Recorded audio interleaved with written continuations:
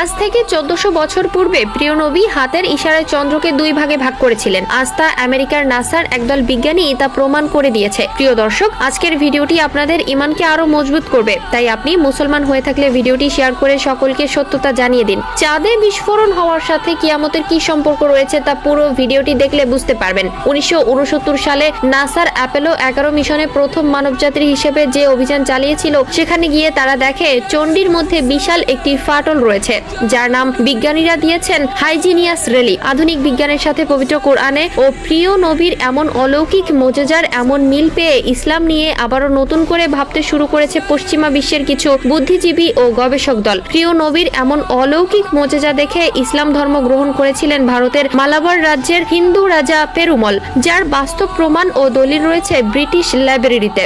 আমাদের প্রিয় নবীর আঙ্গুলের ইশারায় আকাশের চাঁদ দ্বিখণ্ডিত হয়েছিল। আজও বিশ্ববাসীর কাছে